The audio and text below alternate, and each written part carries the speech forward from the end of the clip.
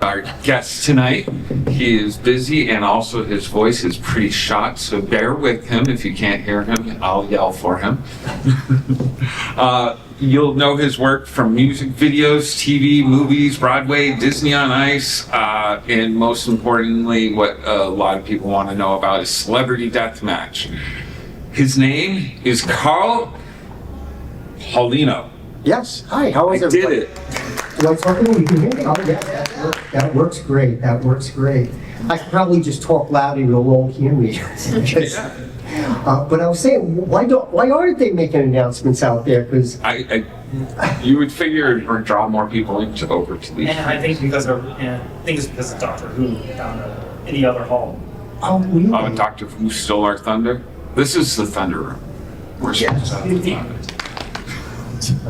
But I'm here all weekend. All right. So let's get into your earliest stuff.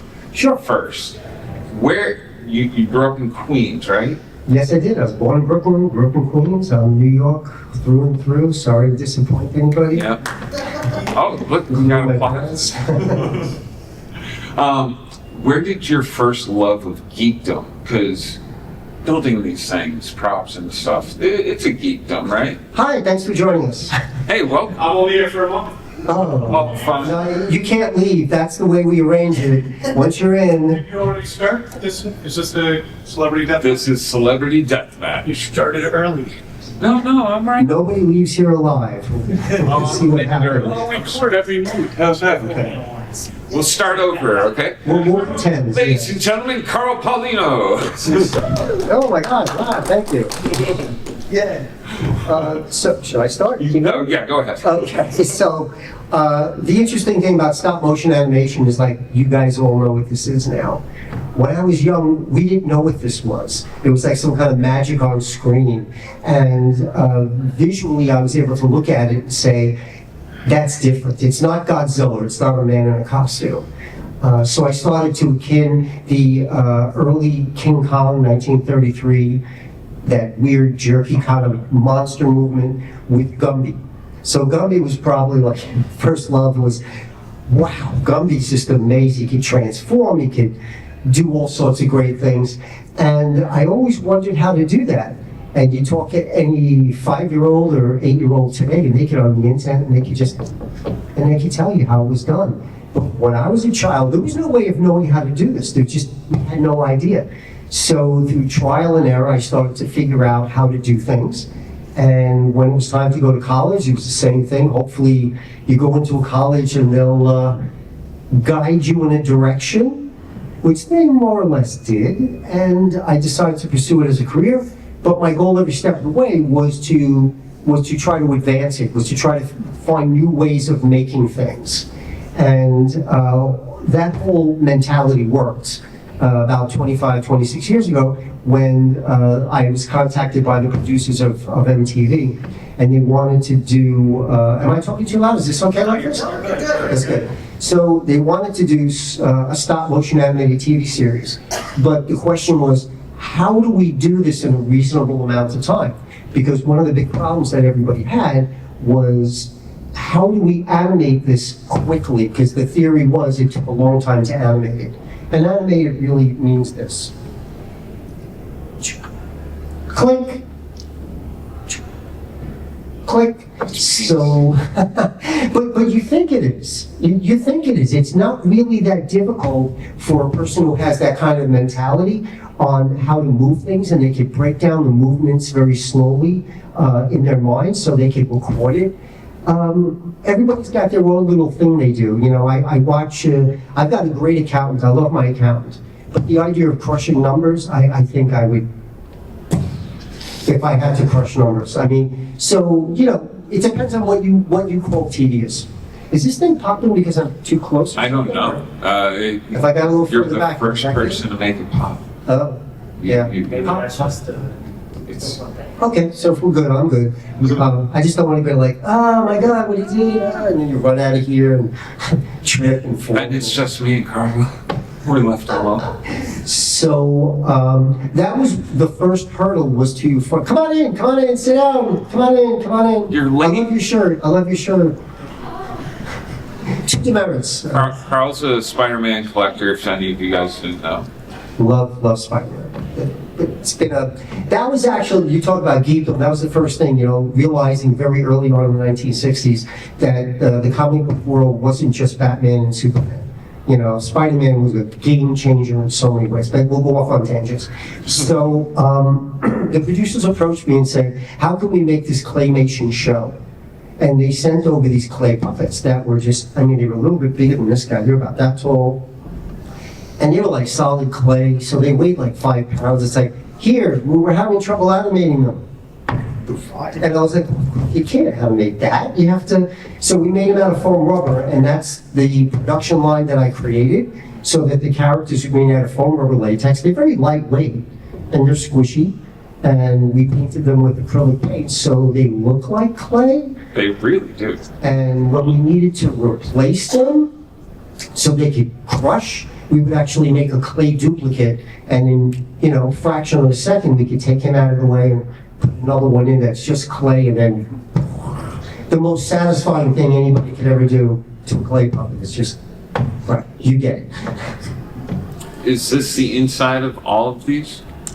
The armature changed along the way, depending on what we really needed to do with it. This is like a more advanced version, probably similar to Coraline, Corpse Bride. What was the other one? There was a couple they did recently. The Coraline was a little girl. Corpse Bride, Box Trolls. There's like a whole bunch of those films that they were making, and the advantage was that the fingers always broke first. So by using these little slip things, you could like pop a hand off, and she broke her hand, and we could put a new hand in there, things like that.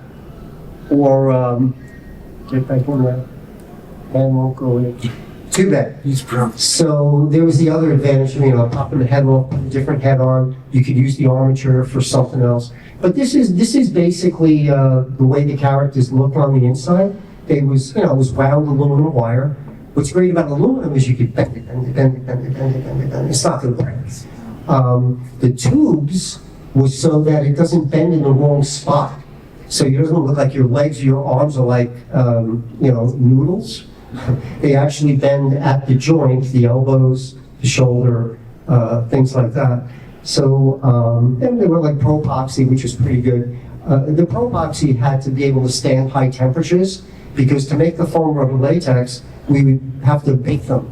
We would whip up chemicals into foam rubber, inject it into a plaster mold, and that would fill the spaces, and then the whole thing goes into an oven, and we bake the little sucker for about 5 hours. And then pull it out and give it a chance to cool down, and a screwdriver, and come on in. Welcome. Not him, he has to go out. No, come on in. And the thing about that was the turnaround time was sometimes a good 12 hours.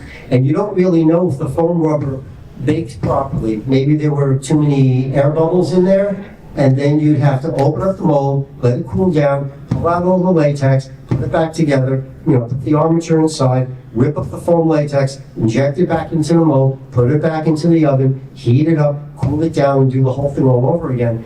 So usually the low man on the totem pole in my studio would be like, it's your turn, you're going to be there overnight to pull the molds out of the oven and check them, and then I would be like, get calls at like 4 in the morning, we're in trouble. It's like, because deliveries had to be on a regular basis, so it's like, okay, I'm on my way. And then we'd have to do the process, and I'd go home, and my partner would come in, and it was that kind of thing. Did that work? That definitely worked. So how long would you say from start to finish one character would take? Come on in. Don't run away now. Where's my rubber band? Get them from here. So we used to do groups of characters, like for, if you remember the show, what they used to have was they do like 2 fights. Yeah. So like each fight was like a half a show. And we would get a tall order of about, I think averagely 16 characters is what we do. I think I got the right distance here where I'm not making that thing pop. So it was usually 8 original characters, and we would make doubles. Sometimes the double was so that this camera setup could shoot the character beating somebody up, this camera setup over here could animate the character yelling at the audience, or whatever they did. They did all the crazy stuff, right? And sometimes it was just a precaution that if you were bending it and somehow the wire broke, you can't hold up the whole production because you broke one puppet. So, it's like quickly replace the puppet, and and we got these crazy things like, we need this tomorrow morning, or we need it this afternoon, and we would do things like that. Wow. So under a lot. Yeah, I mean, I think in all fairness, whether you're shooting, and I can't even think of a sitcom today, somebody mentioned one quick sitcom. Friends. What? Yeah, Friends. He said Friends, today. it's not really today. What is it? Big Bang Theory. Big Bang. We're getting they just closer. finished, they finished those. Yeah. Okay, let's go with any of those. You're under the gun every step of the way. I mean, Big Bang Theory is a different set of dynamics because what you would have going on is they would do test audiences for various material, and they would shoot something and go, the Sheldon character, that third joke, man, it just stinks. So they'd have to maybe reshoot a segment. But you're always under the gun. That's how television production is. One of the other big problems we have with doing stop motion was now I think any 5-year-old could shoot. I can shoot stop motion. They do it with their camera, they click and they move it and they click. And back then, nobody was doing this. They were inventing the whole digital capture system. So, because there's no film. Some people still shoot film, and back then they were still shooting film, but not for this show. It was all digital, and they had to kind of modify. I'm trying to remember the name of the system. Any film editors here? Like a video toaster? Oh, yeah, it was right around that time. It was Premiere was the program they had. Okay. So an editing system basically takes a piece of footage and it can chop it anywhere they wanted. So what the Premiere program did was it took the equivalent of 1/30th of a second, which is probably 2 cycles, if I understand that correctly. Well, so it depends. On TV, it's 29 point something because of it being interlaced. Yeah, But yeah, it could be considered 2 cycles, 2 frames. yeah. I mean, I always try to boil it down because you start 29.75. Yeah, everyone's like, what the hell? By the way, I want you in all my panels from now on. You're not plugged in with extra material. So they were inventing, these things along the way. And the young fellow these people in their mid-20s to early 20s, he was he was working that system, creating that system just so they can shoot this. And when he left MTV, in fact, if I remember correctly, remember the giant wall of TVs? It was 12 televisions and it was one image? A Matrix? Yeah, well, yeah. So that was that's fairly new. That's only in the last 20-something years. He worked on that originally, and I hired him to do a second TV series for me that I did for Canadian television. And I talk about it. He just talked to certain people. Fogel, right? What is it? Was it Eric Fogel? Eric was the director of the show, and I think he was the creator, and I think he co-produced it. And everybody says, well, you work with the director. And we're like, I think I met the director once at a Christmas party for about a minute or two. I worked with the producer. He's the person who hired me, negotiated the price. I didn't even see the scripts. I couldn't even tell you what was going on. I would just get certain specifics like the character's head has to come off easily. The character's arms have to come off. This character's going to be crushed. We need a clay version. Those are the kind of instructions I got. Oh, here's a good one. I got various clothing, different colors, right? We can never use this shade of red. And they would send me, a Pantone chip. Yeah. You're gonna paint your house, right? And this was particular red because it looked like blood. And it goes, cannot use this shade of red. Why? And it was this weird kind of orangey color because I think legal was, they couldn't air it on TV, on MTV, because that's for everybody. They were afraid it looked too much like blood. So we weren't allowed to, paint the characters this shade of red. So I would like staple it to the wall, like, nobody use this color paint, you know, it was that kind of thing. When we first started, hey, come on in, come on in. It was really funny because the first 10 characters, it was like me and one other person, and we were sculpting it, building the arches, making the molds, casting the puppets, trimming them, painting them, detailing them. And then by the time I wrapped on my 3 or 4 years on it, it was like I had a room of people like this. And it was like, like the Bugs Bunny cartoon, like, dun, dun, dun, and hand it to you, and someone hands it to someone else, and it's like, I'm in charge of faces. No, I'm in charge of faces, And that was the only way to get it done in a reasonable amount of time. And we were making probably more puppets at that point. So I'm guessing I made about 800 puppets, came out of my studio at the time. 400 puppets by the time I got done. Yeah. Did you figure out more optimizations in terms of puppet building process as you progress? What does optimization mean? I'm joking. Yeah, actually we did. The trick was always, how can we do this faster? Yeah. And ultimately, the fastest way was, it's not just gonna be me and Scott, it's gonna be this many people. It was the only way to do it. And most of the time, they were students who came from School of Visual Arts. It was a good training ground. They got internship credits through the school. I think I just started teaching there at School of Visual Arts. So students were like, oh yeah, let's do it. And, I didn't have to pay them. That was really cool. And, but hey, you got college credit for working on a TV series. And MTV was great about giving everybody credit. They saw their name on there, which was kind of cool. The weird thing was, they sent me a list, put everybody's name down and what they did. And I was like, yeah, I'm the supervisor of all the puppet. And they're like, my name is somewhere in the middle, right next to the interns. I'm like, what is that? And they go, that's the way it's a legal thing. It's not their studio, I did this, So sometimes you just can't always get the credit you like, and that's life. But no, I think I only met Eric. Who asked me about Eric? You did? Yeah. I think I met Eric once at a Christmas party, that's all I remember. He was saying something really crazy, like he went to LA to promote it or something, and he found these T-shirts that had the characters printed on it, like he didn't know about it. And he was like, I can't believe it. Why isn't this in New York? And I'm like, I think those would do really well in New York. So that was it. I worked with the producer, and I never got producer credit on the show. I'll never get producer credit on the show, but I basically did what a producer would do on the show. And MTV sent over, I swear the contract was that thick. And when I started to question it, they said, you sign on the bottom line on the last page, or we give it to someone else. Oh, give me the pen. Yes. I mean, honestly, that's the way it went. I was like, that's, MTV is owned by Paramount, Paramount's owned by Viacom. It's a big company, and, who knows? We all did our best.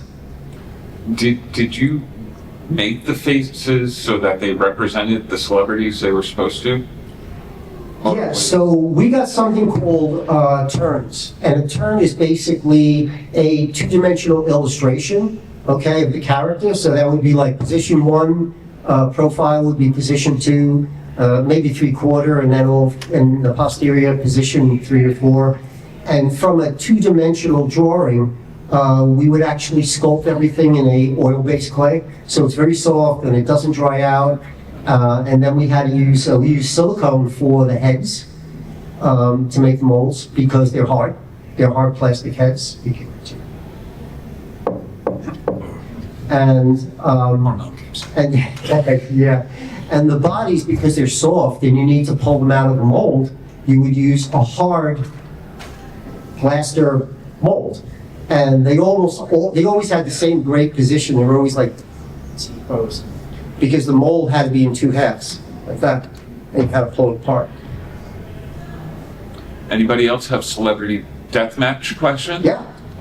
Was there anybody that you did celebrity-wise that was like, what are you doing? That's not my likeness, or anybody complain about them being used? If anybody complained, they probably complained to MTV. When it first started, I was off site. You know, I was working out of my studio at the time because they couldn't find enough people who knew how to do this. So I'm sure they did. I think I'm remembering a story. I don't know how true it is, so I'll just tell you what I know. We made a series of Star Trek: The Next Generation. Yeah, Star Trek's The Next Generation puppets. So Captain Picard and the other characters. And the show never aired. And then I'm like, hey, what happened to Captain Picard? Now, when they send over the drawings of the characters, they always did like weird, funky things. And the Patrick Stewart character was him from the waist up, but from the waist down, he was wearing a ballet tutu. And I think word got to him, and I was told, I don't know if it's true, and he said, no, you're not making a fool of me on your show. And all the puppets just got put away. They never got shot. So I mean, who knows? I have no idea if that's true, but it is a story that was circulating. And I do know they never made the show, and I love those puppets. They all look like the Star Trek Next Generation characters. I was like, love it, can't wait. Oh, we killed that episode. Wait, what? But that's TV. That's how TV works. Yeah. Sorry, I have a lot of questions. Okay. I'll answer them all right now. No, but this one, was there a Celebrity Deathmatch celebrity that you were surprised about or starstruck about, like, creating? Yeah, I gotta be honest with you. I've been in the business for 40 years. I've never been starstruck. Nobody that you're like, oh. I can tell you, there's one actor I did work with a couple of times. I just love the man to death. Is Mark Hamill from Star Wars fame and all the other things Mark's done. Never starstruck, but what a sweet man. Always just easy to work with. Doesn't have the swelled head, you know. I'm seeing there's a few people who might be close to my age. I work with Phyllis Diller, and I'm thinking young kids don't know who that is. Yeah. I worked with Phyllis Diller once. She was a gas, man. She had me laughing so hard, I thought I was going to pass out. This woman was a whip with jokes. It was amazing.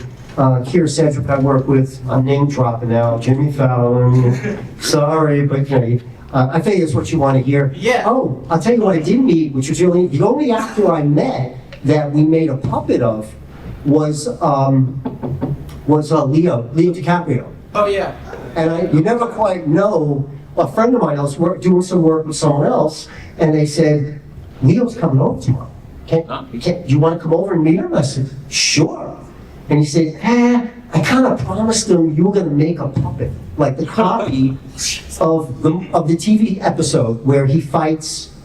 Oh, he gets killed by Jack Nicholson, I think, if I remember. Yeah. You're the expert. Like you're like, yeah, that's right.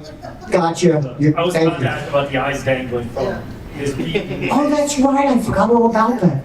I get this all the time. They say, like, do you remember this, remember that? And I'm like, sorry, I don't.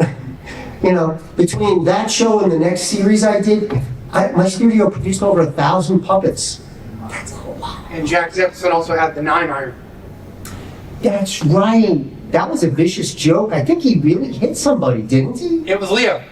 It was Leonardo Chuck DiCaprio. Leo in it, right. In the episode. And Yeah. when he called him Alfred E after he knocked out his teeth, front teeth. I'm thinking of The Sopranos. It was the actor in The Sopranos who hit someone else with a heart. Anyway, so I said, listen, I can't make a puppet overnight, but I can make you Leo's head. And he said, okay. So I put on a little stick. We did. We made it overnight. And when I got to meet Leo, I was like, and he was like a 5-year-old in a toy store. He's like, oh, that's me, Jack Nicholson killed me. He was so excited about it. Like, it's for you. And it's like, I'm going to give it to my mom. She got a whole wall of advertising, all the little things that I've done. I'm like, sure, give it to mom.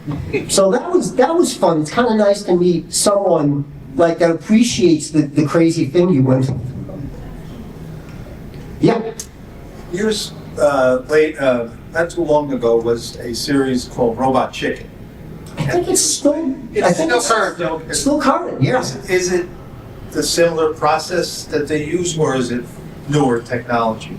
There are newer technology added to it. They're doing all the mouths, all the talking digitally, which helps the animators. They don't have to keep, like, this mouth pops off. Oh. And you can put on A, E, I, O, U, smile, things like that. And it helps the animators work faster. And in the edit room, they're probably cursing it out. They're probably, put the right mouth on there, and, things like that. But yeah, it's changing, but it's a lot of the same animators. I mean, I doubt if they're still working on it, but Celebrity Deathmatch guys, it had just closed, it ended. And then I did a TV series, and I hired a bunch of them back. And then when we finished that for Canadian television, they all flew to the coast. They all moved back to LA to work on Robot Chicken, and they did that for on and off for years. Okay. And where did the voice actors? How did they hire the voice actors? Were they so Hire? You think MTV pays actors? What a crazy idea. So MTV, for the young people in the audience, this was the biggest, hottest thing on television. It was like, I could remember clearly what it was like, and I don't even know what to compare it to today. I mean, if you lived through it, you really just cannot imagine how popular the network was. The music videos, the music videos in those days, they used to spend a couple of million on a 4-minute song. It was great for me as a studio, because they were like, we need this costume or something. We got 1 week. And I'd say, I can't touch it for less than $25,000. Okay, and I'll go, messenger over the check tomorrow. And they'll say, okay. Oh, okay, none of you are going home tonight. You're all working 24/7 for 5 days, and everybody gets a raise. It was that kind of craziness. The last MTV music video, I worked for, it was Dave Navarro video shoot, film shoot. Film? It's probably video. That was on, not 9/11, but 9/10 was the last show that I actually worked on, and that was his video. We were shooting downtown. And we made mechanical parts for a giant naked woman, like as if he created her, like a Frankenstein thing. I couldn't even tell you what the song was. I met his wife on set. Was it Carmen Electra? Yeah. Carmen Electra. What a beautiful woman. Oh my God. The quality of her skin, you just like, oh my God. Are you real? No, I did not touch her. Dave Navarro will kill me. He was one of the scariest men I've ever met in my life. He was just like this. But I think that was, he had to be on stage. They were recording him. He was playing, and he gets so pumped up. It's like, okay, I told everyone in my crew, stay away from Dave. Don't get his autograph. It's a mistake. But it was fun. Anyway. I was wondering, you've done a lot of props and stuff for shows and stuff. What's one of the weirder kind of requests that you've got? They're all weird. I'm being honest with you. They're all weird. Last prop I did for Saturday Night Live SNL was, I get these calls on a Thursday night. So it was like, I'm in the supermarket. It's about 10 o'clock at night, no exaggeration. I'm like, I'm shopping, I'm putting stuff in my cart, and I get a call and I see it's Jim from SNL, and Jim's the property master. They needed a slab of cheese that was about, I think this, like 2 feet by 3 feet. No, not cheese, I'm sorry, butter. A giant slab of butter, 2 feet by 3 feet by, like so thick. And I'm like, Jim, he goes, the actors can't pick it up if it's real. I said, well, I can make one out of foam rubber. And they were like, okay, what do you want? Let's see, I'm not sleeping tonight, obviously. I'm heading into the studio, because I was home. And they're like, yeah, I'm doing my shopping, we'll go home and go to sleep. It's like, well, I'm gonna work all day tomorrow, which is Friday. And I'm thinking I'm delivering later in the day. Sure, come on in, come on in. And they said, no, you don't we need it for rehearsal. So, you need to deliver the butter on Saturday morning. So what are you giving me, a day and a half to make a giant slab out of foam rubber butter? And yeah, I pulled it off, I did it. And drove it into the city. It's like 8 o'clock in the morning, I'm fighting traffic, and and I'm calling them up, and they send a PA down, where's the guy with the butter? You know, like hand it through the car window. Okay, thanks, and they take off. And usually I always made sure I got paid when the thing happened, but you know, SNL you can trust.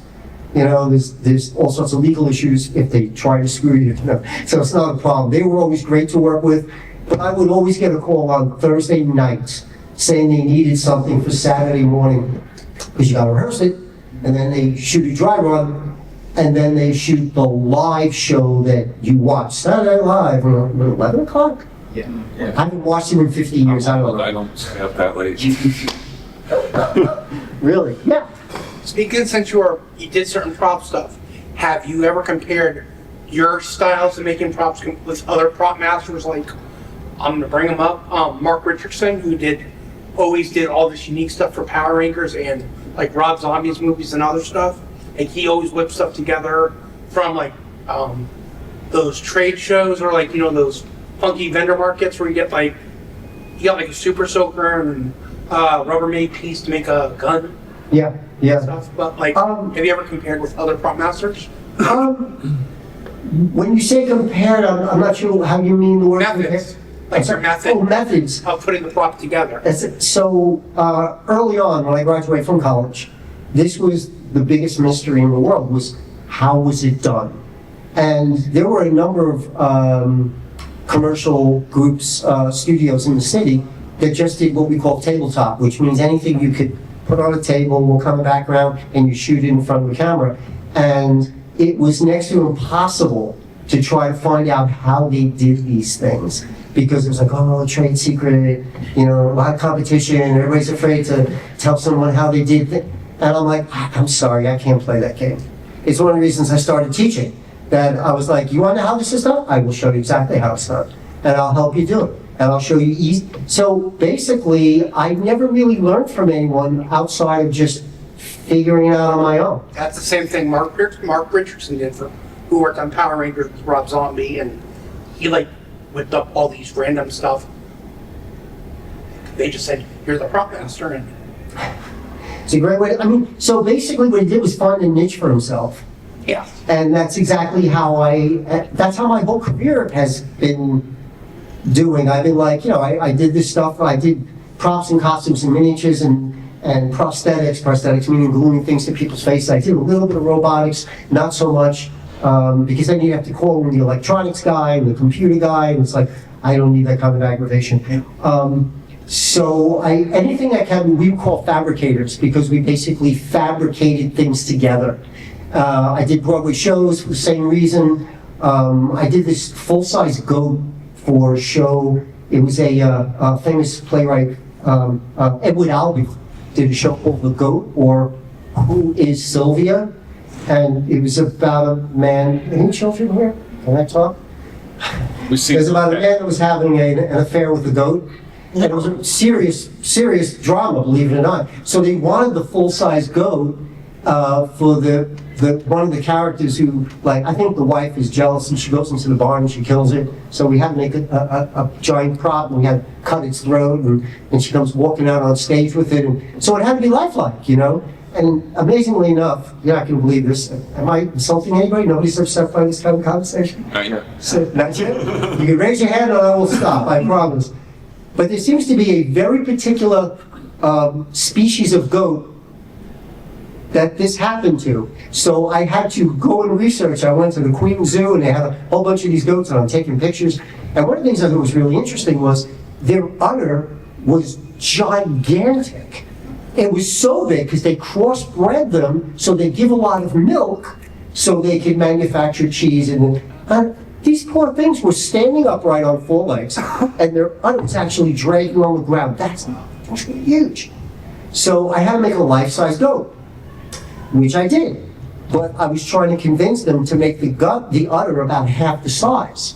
And the reason for that was that I was like, okay, so this thing weighs about 170 pounds, you know, alive, a real goat. And I said, the script part that they gave me was the wife of the guy who was doing this. She goes out into, out of jealousy, I guess, I don't know why she's jealous of the goat, but she goes out into the barn and she kills the goat, and then she comes in and says, look what I did to your favorite goat. And I'm like, wait a second. She's gonna pick the goat up off the floor, a dead lift? I was like, I'm sorry to tell you this, but it didn't happen. It's 170 pounds of pure muscle, but it's just not gonna happen. So I eventually talked them down a little bit to make the thing a little smaller. And a really funny part of that story is, 1 week into previews, after I made the goat, they declared it was too heavy. And they had a friend of mine who does a lot of props for Broadway. They had her go in, cut it open, pull out some of the insides, and then sew it back up because it was still too heavy. The finished product maybe weighed 35 pounds. And it's like, sometimes actors are like, I gotta remember all these lines, I gotta remember my staging, and you want me to carry around a 170-pound goat? It's like, I knew that there's no way that was gonna fly. But one of the nice things and crazy things about Broadway at the same time is they wanted to appear as realistic as possible for the audience, so you have the suspension of disbelief and you're buying it, But I'm like, yeah, no. I mean, for my size, I'm pretty strong, and this was, a couple of years back when I was stronger. I would have to get on the floor, roll the goat on top of me, and then try to stand up if I was really going to carry a goat, out of the barn, into the house, and walk around with it, and then deliver lines. I'm like, nah, ain't gonna happen. All right. I want to get Carl back to his table soon because he has stuff to do, but I do want to know, can you tell us about Spontaneous? Oh, yeah, sure. How did you go from prop building to starting a publishing company? And Okay, so I love comic books. Right? I hope everyone else does too. But I love the artwork, but I like to read. I don't want to, the expression graphic novel? Yeah. Some people just hold up a comic book, what we call a flipper, and they refer to it as a graphic novel, and it's not. Because the word novel means a certain amount of words. And I think if you go on the internet, you could get, maybe it's 30,000 words, or between 30 and 70,000 words. And I started, again, my research, stuff I read as a child, was early Spider-Man. The books that Stanley said he wrote. So those early books were all illustrated by Steve Ditko, which he really did illustrate because he penciled them and he also inked them. And someone like Jack Kirby, brilliant artist that he was, he penciled only, and you could see the credits in the books. He had any one of a number of inkers. When he had a good inker, his work was amazing. When he had a bad inker, it was like Reed Richards' head was too big or his arms were too small. It was like, they obviously were trying to make a deadline. So I wanted really good artwork, and I wanted to tell my story with characters having real conversations with each other, not just, your average amount of words. So you go to the comic book store, and I bought 10 or 15 Marvel, 10 or 15 DC, and I bought another maybe 20 independent books. And the vast majority had an average of 30 words on a page. And it's like, no, I'm sorry, I can't do this. I want to be more like what Steve Ditko was doing with Stanley's writing. It's like 300 to 400 words a page. And I'm like, yeah, that's a book. So that was one of my goals. Something I always wanted to do was create a comic book series. And I've been asked about the title Spontaneous, and the reason it's a word that I made up was I found out that between Marvel and DC, they must own every word in the English language.